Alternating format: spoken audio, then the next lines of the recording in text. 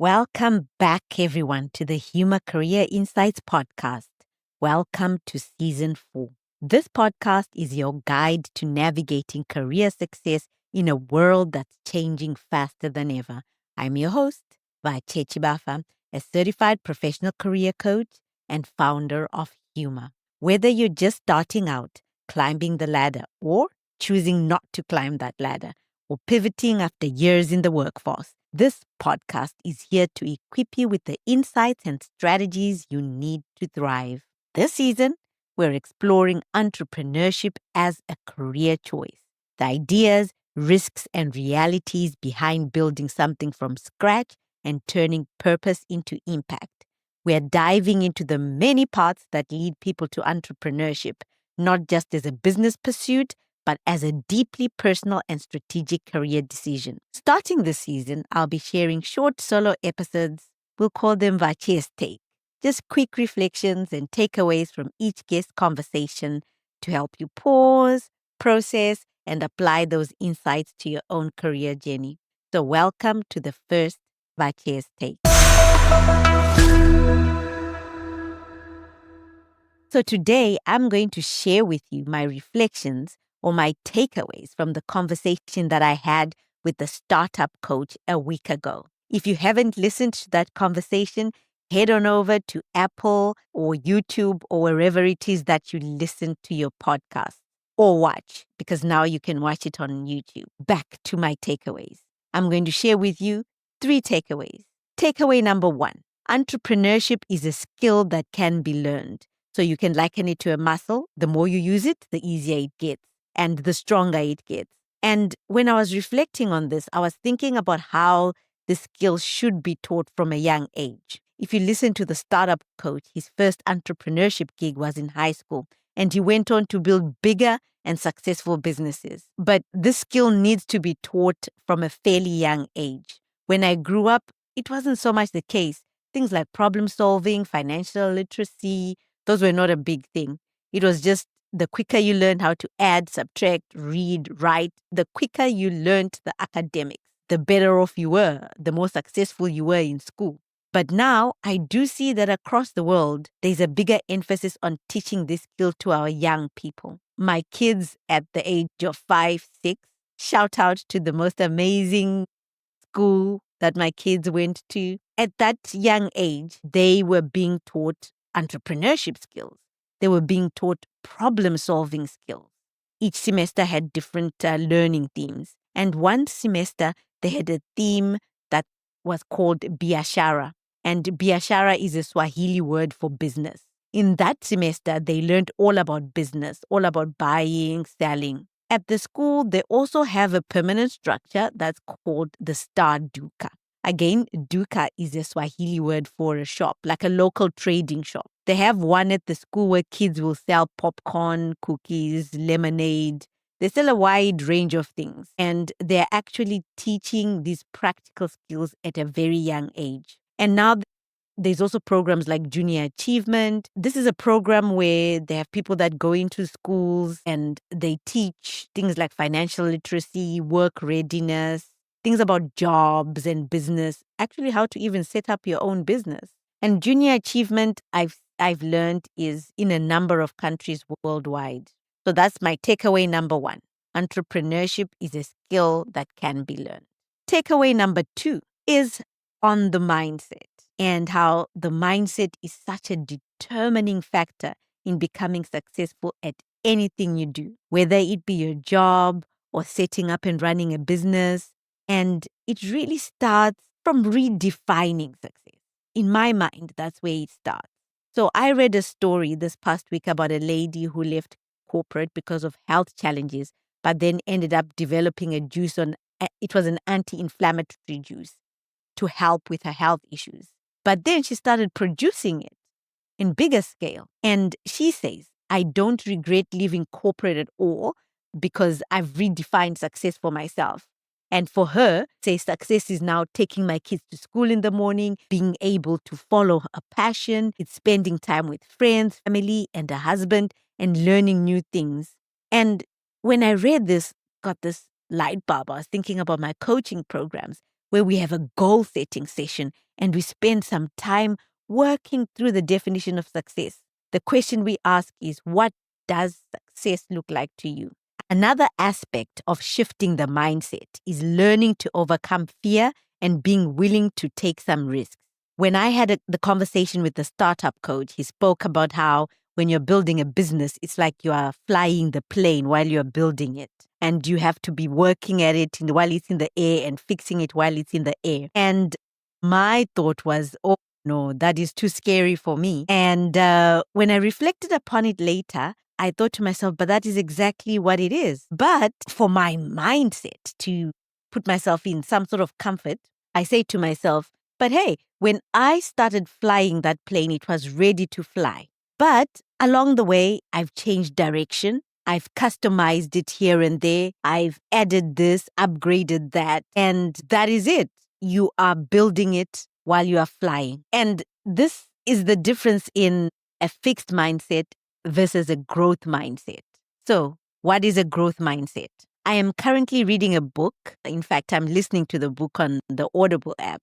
The book is titled Mindset, The New Psychology of Success by Carol Dweck.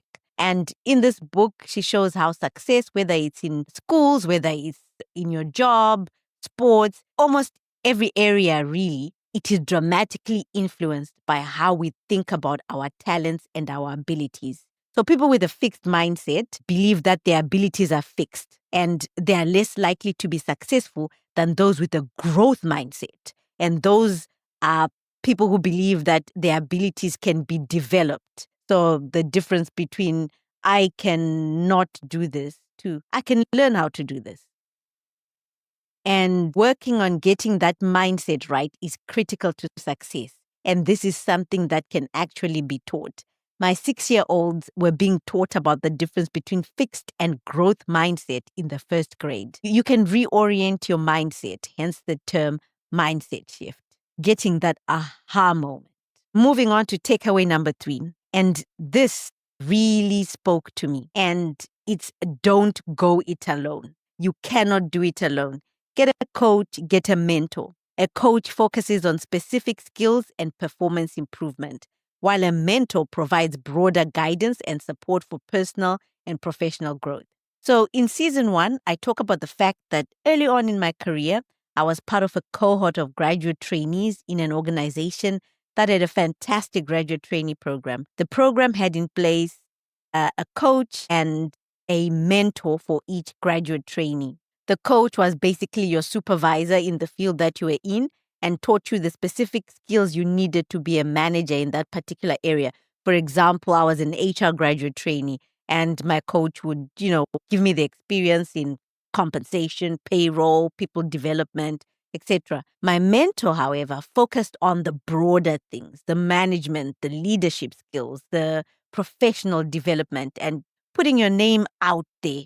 And for those great opportunities that you might otherwise not have had if you didn't have a mentor. For example, my mentor got me the opportunity to present in a board meeting, allowing me that visibility and really just the experience to stand in front of senior leadership and show my skills. As an entrepreneur, it is even more important to get a coach and a mentor or mentors. Don't be afraid to admit that you don't know it all. You cannot be an expert at everything. Note to self. So one of the challenges of being self-employed or being a solopreneur is that you have to do everything. And at some point, you realize that you actually can't do everything and you get some help.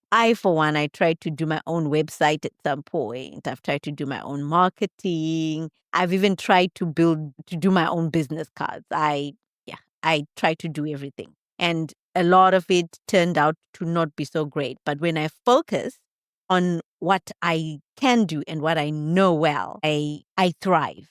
So I learned to start getting some help and getting help from people that are experts in the marketing, experts in web design. And in the last season, I spoke about automation and AI. I had an episode with Ahmed Acha in season 2 on AI and the future of work. If you haven't listened to season 3, actually, season 2 was on storytelling. So if you haven't listened to any of those, please do go back. But this episode with Ahmed Acha on AI and the future of work is actually, it was really mind-blowing to me because it spoke about the simple things that bog you down, like automating your emails. And, you can even get a virtual assistant. These days, it's so common to have a virtual team. So get some help.